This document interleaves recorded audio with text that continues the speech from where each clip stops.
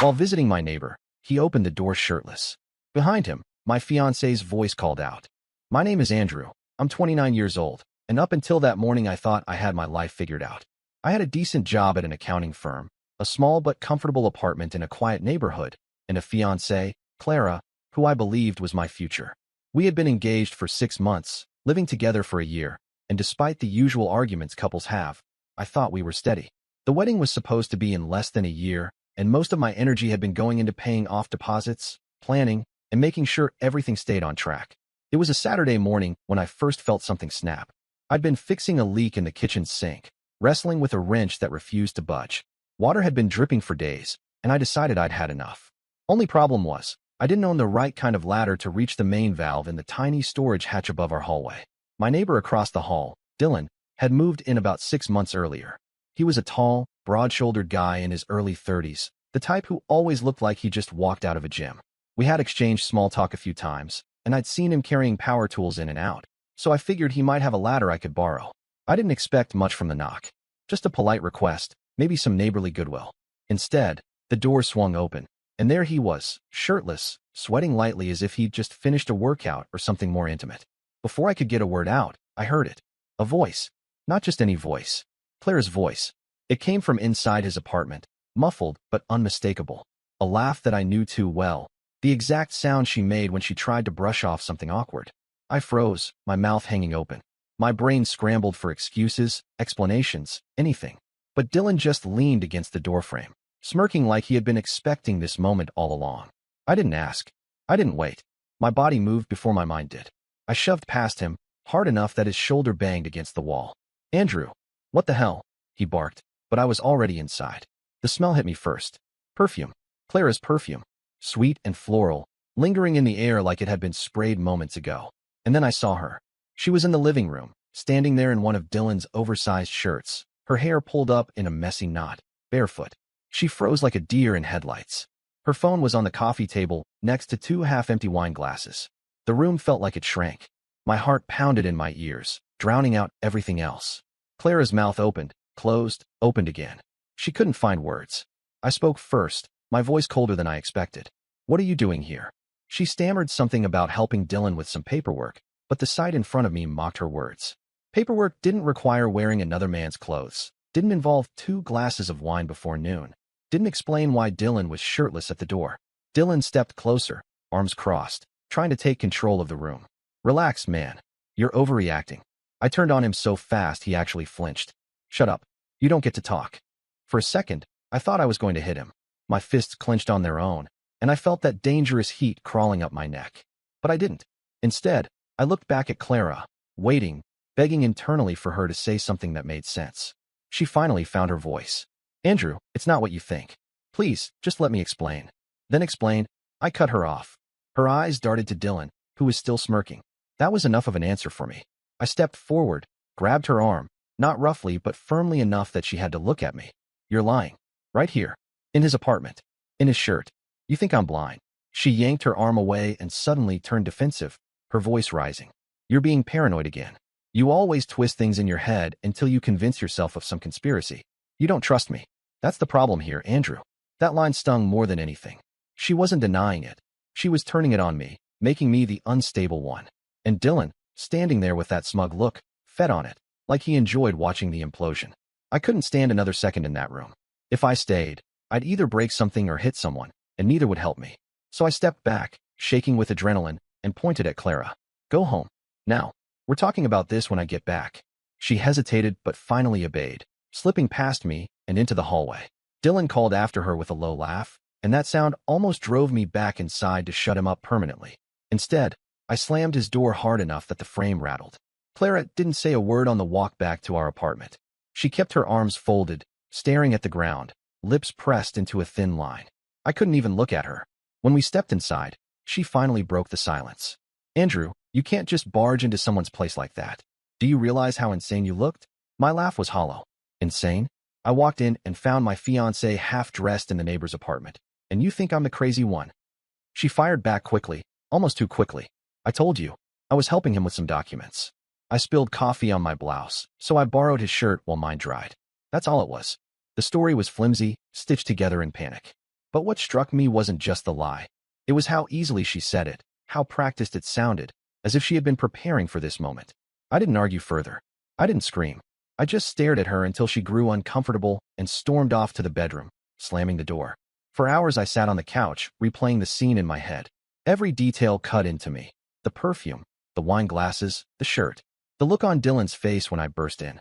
And Clara's reaction, not guilt, not even denial, but accusation.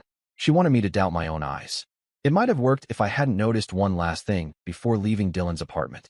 His phone had been on the arm of the couch, face up. A message had lit up the screen. A woman's name. Mia. The text preview was short but clear. Call me back. Where are you? Dylan wasn't just tangled up with Clara. He was tangled up with someone else, too. And in that moment, my anger shifted. This wasn't just betrayal. It was a game, and I had walked into the middle of it blind. By evening, Clara emerged from the bedroom, pretending nothing had happened, asking if I wanted to order dinner. She acted as if the morning had been some minor spat, not a bomb dropped on our relationship. I played along, nodding, saying little, watching her carefully. Because while she thought she had planted doubt in me, the truth was the opposite. I wasn't doubting myself. I was doubting her, and now, I was determined to uncover what was really going on. And Dylan, that smug bastard. He thought I'd just walk away shaken, too insecure to press further. He didn't know me at all. If Clara was lying to my face and Dylan was playing games with more than one woman, then I wasn't going to sit back and wait for answers. That night, while Clara slept, I wrote down everything I had seen, every inconsistency in her story, every little detail I remembered. And at the top of the page, underlined twice, was one name. Mia.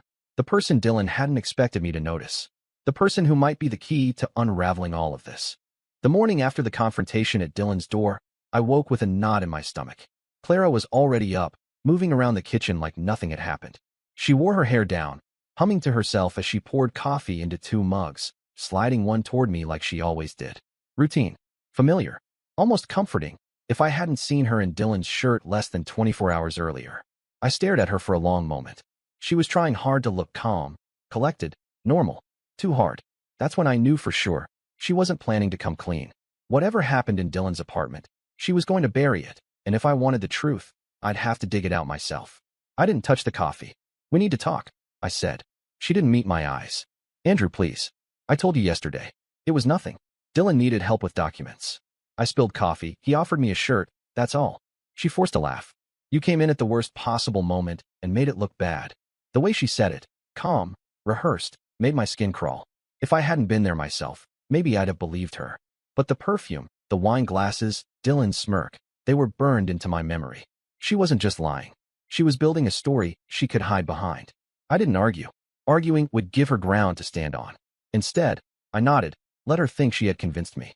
Inside, I was already mapping my next move. For the next few days, I watched her closely.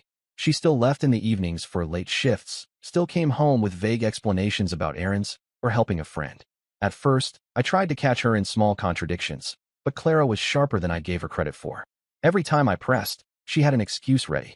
She was careful, too careful, but Dylan wasn't. I began to notice his patterns. His car, a black SUV, was usually gone in the afternoons but parked by evening. Except on nights when Clara claimed to be working late. Then the SUV wouldn't move at all. It sat there, smug and silent, like a witness I couldn't question. I needed more than suspicions. I needed evidence. So, one night, I followed her. She said she was heading to the office to finish a report. I waited 5 minutes after she left, then slipped out and trailed her car at a distance. She drove straight past her office exit on the highway, never even slowing down. My chest tightened as I realized where she was going. Sure enough, she turned into our apartment complex's neighboring lot and parked. I killed my headlights, hung back. She walked confidently, not even glancing over her shoulder, and went straight to Dylan's door. She knocked once, lightly. He opened it, shirtless again, and pulled her inside without hesitation. It wasn't paperwork. It wasn't an accident. It was deliberate, rehearsed, routine. I sat there in the dark for nearly an hour, gripping the steering wheel until my knuckles whitened. My first impulse was to storm in again, to drag her out and end it once and for all. But something stopped me. Maybe pride. Maybe the nagging thought that if I made the same mistake twice, walking in without proof, they'd twist it against me again. So I waited, watched, took photos on my phone as she entered, as the light in Dylan's window flicked on, as shadows moved across the blinds. And then something unexpected happened. Another car pulled into the lot. A small sedan, unfamiliar. A woman got out. She was dressed casually but neat, hair pulled into a tight ponytail, carrying a tote bag. She walked up to Dylan's apartment like she belonged there. She knocked. For a moment, no one answered. Then Dylan appeared, fully clothed this time, and let her in. I zoomed in with my phone. The door closed, but not before I caught a glimpse of her face. Young, maybe mid-20s, with sharp features and an expression that was anything but suspicious. She wasn't sneaking. She wasn't nervous. She looked like someone visiting her boyfriend. My chest tightened again. Clara was inside. Dylan was juggling two women under the same roof, one of them my fiancée. I snapped more photos, documenting every detail.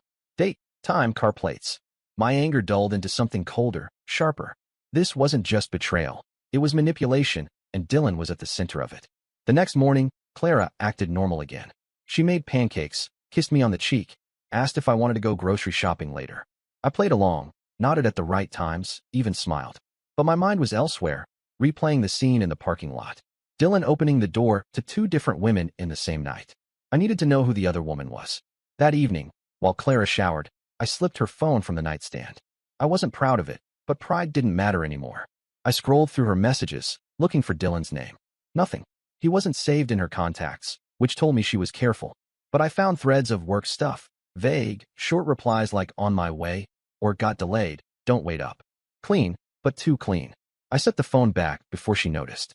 Later, I lingered in the hall, pretending to take out trash. Dylan's door was slightly ajar, music spilling out. And then I saw her, the other woman. She stepped out, laughing at something Dylan said behind her. She pulled the tote bag onto her shoulder, keys jingling in her hand. Her eyes met mine briefly. She smiled politely. "Hey." I nodded back, keeping my expression neutral. Inside, my mind raced. This had to be Mia. The opportunity came 2 days later. Clara claimed she had to stay late at work again. I knew what that meant. I waited until she left, then crossed the hall and knocked on Dylan's door. My heart pounded, not knowing if he or Clara would answer. But it wasn't either of them. It was her. "Mia." She opened the door halfway, looking surprised. "Oh, hi. You're Andrew, right?" From across the hall. "Yeah," I said quickly. "Sorry to bother you. Is Dylan around?" She frowned. "He ran out a minute ago. Should be back soon. Do you need something?" Her tone was warm, casual. She didn't know. That realization hit me like a jolt. She had no idea Clara existed. I forced a smile. "No, it's fine. Just thought I'd ask about borrowing a tool." We exchanged a few polite words before she closed the door. But in that short exchange, I confirmed what I already suspected. She wasn't just some casual fling. She thought she was his girlfriend. I stood in the hallway, pulse hammering, and felt the pieces shift into place. Dylan was stringing both of them along. Clara, my fiancée, and Mia, the woman across the hall who thought she was in a relationship. He was using both, and I was the idiot caught in the middle. I couldn't confront Clara yet, not without strategy. She would twist it again, turn it back on me. I couldn't confront Dylan either, not without risking another explosion. The only way forward was through Mia. The next time I saw her, I made a point of being friendly. Casual hellos in the hallway, small talk about the building, the weather, neighbors. Slowly, carefully, I built a bridge. She didn't suspect a thing. Why would she? To her, I was just the guy across the hall, making neighborly conversation. But underneath, I was watching her closely, piecing together her schedule. When she came and went. How often she stayed at Dylan's. When Dylan was with her, and when he wasn't. Patterns emerged quickly. One night, she mentioned offhand that Dylan had been acting distracted lately, taking more phone calls than usual, leaving without explanation. She laughed it off, but I saw the flicker of doubt in her eyes. That was my opening. I leaned against the hallway wall, lowering my voice. "Mia, can I ask you something? Do you ever feel like Dylan's hiding something?" Her expression changed immediately. Guarded. Curious.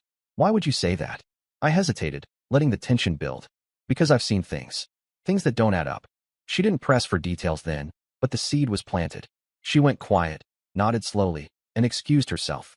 That night, for the first time in weeks, I felt like I had leverage. Clara thought she was clever. Dylan thought he was untouchable, but neither of them realized the person who could unravel everything was living right across the hall. 2 days later, Mia knocked on my door. Her face was pale, her hands shaking as she held out her phone. "Andrew, can we talk?" On the screen was a message from Dylan, asking her to meet him later. Except the timestamp matched the exact night I'd followed Clara into his apartment. The walls around Dylan were cracking, and Mia was beginning to see it. And I knew then, this wasn't just about catching Clara anymore. This was about exposing Dylan, tearing his game apart piece by piece. The difference was, I wasn't doing it alone anymore. When Mia stepped into my apartment that evening, clutching her phone like it was burning her hand, I knew there was no going back. Her face said everything. The doubt that had been gnawing at her had finally broken through the surface. Dylan's mask was slipping, and she was beginning to see the man underneath. We sat at my kitchen table, both of us tense. She slid her phone toward me. The screen lit up with a string of messages from Dylan. He'd told her he was working late, then slipped and invited her over an hour later. The problem was, I had seen Clara go into his apartment that same night. I pushed her phone back. "You weren't the only one he had over that night," I said. Her eyes narrowed. "What do you mean?" I took a deep breath. This was the moment I'd been holding back. My fiancé was there. Mia's mouth fell open, her fingers tightening around her phone. "You're joking." "I wish I was. Clara and I have been together for years. Engaged. I walked in on her at Dylan's apartment last week. She was wearing his shirt. Since then, I've followed her twice. Both times, she went straight to him." Mia looked like she'd been punched in the stomach. She pushed her chair back and paced, muttering under her breath. "Unbelievable. I thought maybe he was distant because of stress or money. But this..." She stopped, looking at me sharply. "And she knows about me?" "No," I said. "At least, I don't think so. She thinks she's the only one." Mia shook her head, her expression hardening. "Then they deserve each other. But he's not just lying to us. He's using us." I leaned forward. "What do you mean?" She sat again, lowering her voice. "He's been pressuring me to co-sign a loan. Some business idea he claims will take off. At first it sounded harmless, but then I realized he was hiding details. Every time I asked questions, he brushed me off or changed the subject. I felt my stomach drop. Clara's been pulling money from our joint account. Small amounts, but consistent. I thought she was buying things for the wedding. Now I'm not so sure." We sat in silence, the weight of it pressing down. It wasn't just cheating. Dylan was running a con, playing both sides. Clara thought she was upgrading to some kind of exciting new partner. Mia thought she was supporting a boyfriend's ambitions. In reality, Dylan was squeezing both of them dry. And if we didn't stop him, he'd keep doing it until we had nothing left. Over the next week, Mia and I built our case. She sent me screenshots of texts where Dylan hinted at money troubles, promises of payback, half-baked business plans. I showed her the suspicious withdrawals from my account, the nights Clara lied about working late. Piece by piece, we constructed a timeline that showed how Dylan juggled both women, covering his tracks by feeding us carefully measured lies. The more we uncovered, the colder I became. Clara hadn't stumbled into this. She had chosen it. She was complicit. She let Dylan convince her to steal from me, all while sleeping in my bed and pretending our life together meant something. Mia's anger burned hotter. She had believed in him, defended him to her friends, even introduced him to her family. Now she realized he'd been using her name, her credit, her trust as tools in his scheme. By the end of the week, we weren't just victims. We were partners. And we wanted blood. We decided the only way forward was to expose them together. Not in whispers, not in speculation, but with undeniable proof. Dylan thrived on denial, on turning the story around until we doubted ourselves. Clara had done the same. If we confronted them separately, they'd just twist it, make us question what we saw. But if we cornered them, caught them off guard, forced their lies into the light, they'd have no escape. I had cameras, small ones, left over from an old security system I never fully installed. I set them up in my apartment, one facing the couch, one covering the kitchen, another angled at the hallway. All discreet, all motion activated. The plan was simple. Invite Dylan over under the pretense of clearing the air. Meanwhile, Mia would lure Clara over with some story about wanting advice or needing to talk privately. Neither of them would suspect we were working together. And when they both walked into the same room, the truth would unravel. The night of the trap, my hands shook as I prepared. I checked the cameras twice, tested the audio. Mia arrived early, her jaw set, her phone already recording as a backup. She wore no makeup, no attempt to soften her expression. She wanted Dylan to see her fury. When Dylan arrived, he strolled in like he owned the place. He clapped me on the shoulder, grinning, as if the last few weeks hadn't happened. "Hey man, about the other day, things got out of hand. No hard feelings, right?" I forced a smile. "None at all. Grab a seat." He flopped onto the couch, sprawling comfortably. "See? We're adults. We can work this out." Clara probably already explained everything. I didn't answer. I just poured him a drink, watching the clock. 10 minutes later, there was a knock at the door. Dylan looked up, puzzled. "Expecting someone?" I shrugged. "Maybe." I opened the door, and Clara walked in. She froze when she saw Dylan on the couch. "Andrew? What's going on?" Before I could answer, Mia stepped out from the kitchen. Her face was pale, but steady. "What's going on?" she said coldly. "Is that we're all going to tell the truth?" The silence that followed was deafening. Dylan's smirk wavered for the first time. Clara's eyes darted between us, her breathing quickening. I shut the door and leaned against it, blocking the exit. No more lies. Not tonight. The confrontation exploded almost immediately. Clara turned on me first. You set me up? You've been spying on me, haven't you? This is insane, Andrew. Mia stepped forward, voice trembling with rage. Spying? He walked in on you in Dylan's shirt. You think that's a misunderstanding? What about the nights you've been here when Dylan was telling me he was working late? Clara's face flushed red. You don't understand. Oh, I understand, Mia snapped. You're as bad as he is. Dylan finally stood, raising his hands like he was the victim. Okay, enough. This is ridiculous. You're both overreacting. Clara and I. Look, we have a connection. Andrew, you were never good enough for her. And Mia, you're sweet, but you were never going to keep up with me. The words dripped with arrogance. I felt my fists clench, but I forced myself to stay still. Let him hang himself. He wasn't done. He reached into his pocket, pulled out his phone, and waved it like a trophy. You think you've caught me? I've been playing you both for months. Clara's been helping me. We've got plans. Real plans. Not this 9-to-5 crap Andrew hides behind. And Mia? You were supposed to bankroll it. Mia's face went pale. You used me. He laughed. Of course I did. That's what you were good for. And Clara understood that from the start. I turned to Clara, my chest tight. Is that true? Her silence was the loudest answer I'd ever heard. Finally, she whispered. He promised me something better. It was like a knife twisting in my chest. Not just the betrayal, but the contempt. The woman I thought I'd spend my life with had stolen from me, lied to me, and handed my future to a con artist because he sold her a dream. I swallowed hard, forcing my voice steady. You're both finished. Dylan chuckled, shaking his head. Finished? You've got nothing. No proof, no leverage. You're just angry.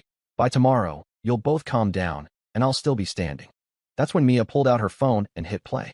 Dylan's voice filled the room, recorded from just minutes earlier. Of course I did. That's what you were good for. And Clara understood that from the start. His smirk vanished. I pointed toward the camera in the corner, its red light blinking faintly. You're done, Dylan. Every word you just said is on record. For the first time, I saw fear flicker in his eyes. Clara sank into a chair, burying her face in her hands.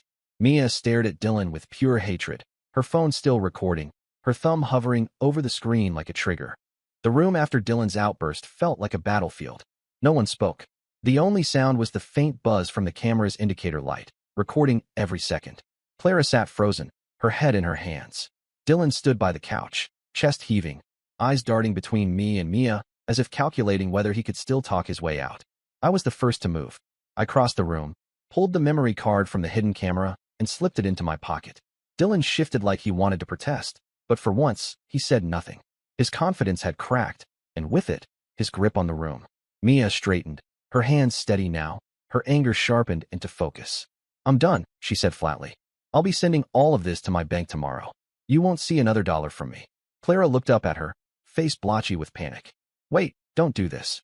You don't know what you're talking about. Dylan he just got carried away. Mia's laugh was short and bitter. Carried away? He admitted it, Clara. He admitted you were both stealing from Andrew and using me as a piggy bank. How much more proof do you need? Clara's lips trembled. She looked at me then, desperation in her eyes. Andrew, please. You can't believe. I cut her off with a raised hand. Stop. You made your choice the moment you walked into his apartment. The moment you took money from our account. Don't stand there and pretend you didn't know what you were doing. Her face crumpled, but I didn't feel pity. Not anymore. Dylan finally found his voice, but it wasn't smooth or confident this time. It was defensive. You think anyone's going to care about your little recordings? So I vented, so I exaggerated. Who's going to prove fraud from that? You can't touch me. I leaned in close, lowering my voice so he had to strain to hear. You're right. I can't. But the bank can. And the police. And when they see the withdrawals, the transfers, the names on those documents you pushed, you won't be able to laugh your way out. For the first time since I'd met him, Dylan had no smirk. He backed away slightly, his jaw tight, his eyes calculating. Mia's phone buzzed on the table. She glanced at it and gave a thin smile. That's my lawyer. I sent her the files before I came here. That was when Dylan lost it. He lunged forward, trying to snatch the phone from her hand, but I was faster. I stepped between them, shoving him back hard into the couch. His breath whooshed out as he hit the cushions, stunned. Mia didn't flinch. She pocketed her phone calmly, her voice steady. Game over. The next 48 hours were chaos. I spent the night locking down everything I could. I called my bank, froze the joint account Clara and I shared, and explained the unauthorized withdrawals. They flagged the account for investigation. I contacted my credit card company and checked for anything unusual. Thankfully, Clara hadn't gotten that far. The following morning, I packed her things. Every piece of clothing, every trinket, every reminder of her. I didn't scream, didn't beg. I just piled her life into boxes and left them by the door. When she woke and saw what I'd done, she broke down. Tears, excuses, promises. She clutched at my arm, saying Dylan had manipulated her, that she didn't mean for it to go this far. But I'd heard enough lies to last a lifetime. Get out, I told her, voice flat. Don't come back. She left in tears, but I felt nothing watching her go. Meanwhile, Mia moved fast. She handed over the recordings, texts, and screenshots to her lawyer. Within days, Dylan's scam unraveled. The business loan he had been pushing turned out to be a cover for siphoning money through false applications. He had been using Mia's credit score as leverage while funneling Clara's stolen cash to keep his plan afloat. When the bank realized both women had been targeted, they escalated it. Fraud investigation. Police involvement. Dylan's name went from smug neighbor to person of interest overnight. I watched it all unfold quietly. I didn't need revenge in the traditional sense. I didn't need to humiliate him or Clara in public. The truth was enough, and the truth was already eating them alive. The arrest came on a Thursday afternoon. I heard the commotion in the hallway before I saw it. Voices, heavy boots, the crackle of radios. I stepped outside in time to see Dylan handcuffed, his face twisted with anger as two officers led him down the stairs. Neighbors peeked out from doorways, whispering, watching. Mia stood at the far end of the hall, arms crossed, her expression unreadable. She caught my eye and gave the smallest nod. Clara wasn't there. I later learned she had tried to call Dylan that morning, begging him to fix things before the police came. Instead, her parents showed up at my door that evening. They looked ashamed, their voices low. They hadn't known about the money, about the lies. They tried to apologize on her behalf, but I stopped them. You don't owe me anything, I said. Clara made her choices. Now she has to live with them. They nodded, their faces heavy with disappointment. For their daughter. For themselves. In the weeks that followed, the fallout spread. Clara lost her job after her employer discovered she had been sneaking money from our joint account to funnel into Dylan's schemes. They cited integrity concerns and let her go. Her reputation crumbled. Friends distanced themselves. Whispers followed her everywhere. Dylan, meanwhile, faced a mountain of charges. Fraud, identity theft, conspiracy. Mia's lawyer was relentless, pushing for every cent back. The recordings we captured became evidence. He wasn't laughing anymore. As for me, I focused on rebuilding. Closing accounts, securing my finances, reclaiming the pieces of my life Clara had tried to hand away. It was exhausting, but it was also freeing. Every form I filled, every call I made, was another step out of the mess they had dragged me into. One night, about a month after Dylan's arrest, Clara showed up at my door. She looked nothing like the woman I'd once planned to marry. Her clothes were wrinkled, her face pale, eyes red from crying. She clutched a small bag, her hands trembling. Andrew, she whispered. Please. I don't have anywhere else to go. I stared at her, remembering the woman who had laughed in Dylan's apartment, who had chosen him over me because he promised her something better. I remembered the withdrawals from my account, the lies she spun, the contempt in her voice when she blamed me for being paranoid. I shook my head slowly. No. You had somewhere to go. You chose it. Now live with it. I closed the door before she could answer. Her muffled sobs lingered for a moment, then faded down the hall. Months later, the neighborhood felt different. Lighter. Dylan's apartment sat empty. The locks changed, the blinds shut tight. The whispers had died down, replaced by new tenants, new routines. Clara disappeared from my life completely, her number blocked, her name nothing more than a bitter memory. Mia moved out too, but not before we shared a final conversation. She thanked me for standing with her, for helping expose Dylan when she might have kept doubting herself. I thanked her for giving me the clarity to see Clara for who she really was. We weren't friends, not really, just survivors of the same storm. But that was enough. Sometimes, late at night, I think back to the moment that started it all. A simple knock on a neighbor's door, a voice I recognized when I wasn't supposed to. If I hadn't gone looking for a ladder that morning, I might still be living in ignorance, pouring money into an account my fiancé was draining, trusting a woman who had already chosen someone else. But I did knock. I did hear her voice. And I did walk through that door. It ruined everything. And it saved me.